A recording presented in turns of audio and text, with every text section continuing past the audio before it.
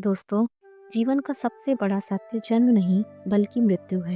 लेकिन उससे भी बड़ा सत्य यह है कि जो आत्मा को जान लेता है वह कभी मृत्यु से भयभीत नहीं होता।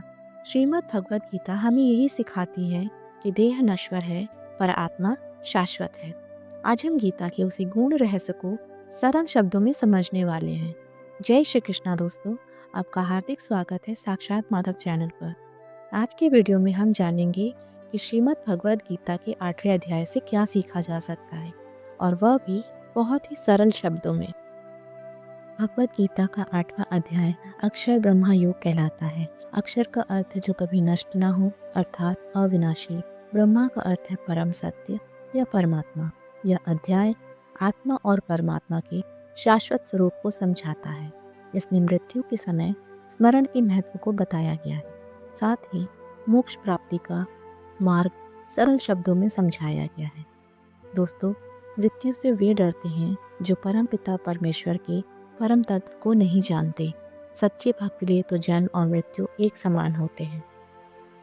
श्रीमद् भगवद गीता के 7वें अध्याय में हमने जाना कि ईश्वर किस तरह से संसार को चलाते हैं। ईश्वर को कौन से भक्त अति प्रिय हैं, मनुष्य ईश्वर को क्यों नहीं जान पाता, और ईश्वर को कैसे प्राप्त किया जा सकता है।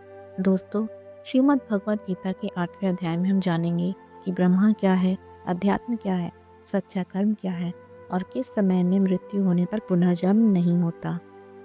इसी जिज्ञासा के साथ अर्जुन प्रश्न करते हैं, हे पुरुषोत्तम, ब्रह्मा क्या है, अध्यात्म क्या है, कर्म किसे कहते हैं, अधिभूत और अधिदेव कौन है।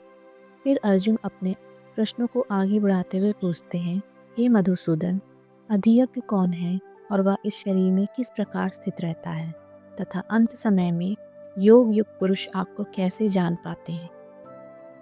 अर्जुन यह जानना चाहते हैं कि जिसने अपने मन और इंद्रियों को वश में कर लिया हो वह अंतिम क्षण में श्री कृष्ण को कैसे पहचान लेता है।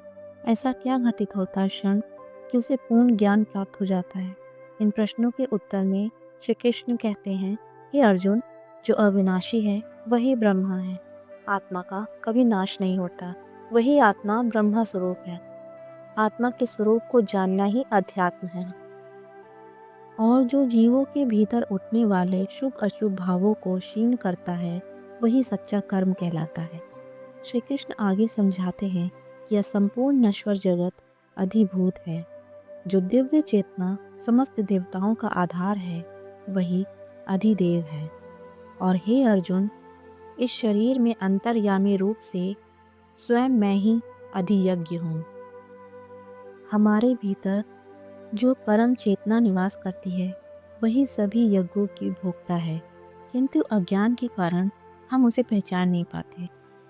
फिर भगवान स्पष्ट करते हैं कि जो व्यक्ति जीवन के अंतिम क्षण में मेरा स्मरण करता हुआ देह त्यागता है वह निश्चित रूप से मुझे ही प्राप्त होता है, इसमें कोई संदेह नहीं।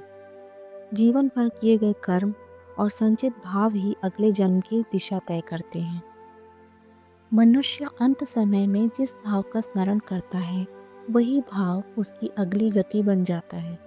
इसलिए श्री कृष्ण अर्जुन से कहते हैं, तू सदा मेरा स्मरण कर और अपने कर्तव्य का पालन कर। मन और बुद्धि को मेरी शरण में रखकर किया गया कर्म निश्चित रूप से मुझे प्राप्त कराता है। जो योग में स्थित होकर निरंतर परमात्मा का चिंतन करता है वह उस दिव्य पुरुष को प्राप्त होता है जो सर्वज्ञ, पुरातन, सूक्ष्म से भी सूक्ष्म और प्रकाश स्वरूप है। अंत काल में प्राण को दोनों भौं के मध्य स्थित कर जो पुरुष उस परमात्मा का स्मरण करता है वह उसके परम धाम को प्राप्त होता है। श्री कृष्ण आगे बताते हैं कि संन्यास और भक्ति के माध्यम से परमात्मा की प्राप्ति कैसे होती है। इंद्रियों को संयम में रखकर मन को हृदय में स्थित करके और ओम रूपी अक्षर ब्रह्मा का स्मरण करते हुए जो देह त्याग करता है वह परम गति को प्राप्त होता है। जो भक्त अनन्य भाव से केवल मेरा ही चिंतन करता है उसके लिए मैं सहज ही सुलभ हो जाता हूँ। ऐसा भक्त जन्म मृत्यु के चक्र से मुक्त होकर मेरे परम धाम को प्राप्त करता है। काल निरंतर चलता रहता है, दिन रात सृष्टि प्रलय इसी क्रम में होते हैं। ब्रह्मा का एक दिन और एक रात हजार हजार चतुर्युगों के समान होते हैं। सभी जीव अव्यक्त से प्रकट होकर पुनः उसी में विलीन हो जाते हैं, किंतु उस अव्यक्त से भी परे एक परम अव्यक्त है, वही अक्षर ब्रह्मा है। उसे प्राप्त करने के बाद मनुष्य कभी लौट कर नहीं आता। वही मेरा परम धाम है।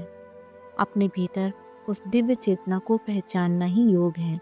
ध्यान, निष्काम कर्म और भक्ति सभी उसी पहचान के साधन हैं। संपूर्ण जगत उसी ब्रह्मा से उत्पन्न हुआ और यदि उसे पाना है तो केवल अनंत भक्ति से ही संभव है। जो सत्य को जान लेते हैं वो पुनर्जन्म से मुक्त हो जाते हैं। जो नहीं जान पाते वे बार बार जन्म लेते हैं। श्री कृष्ण अंत में बताते हैं कि किन कालों में देह त्यागने से मोक्ष प्राप्त होता है और किन कालों में पुनर्जन्म होता है।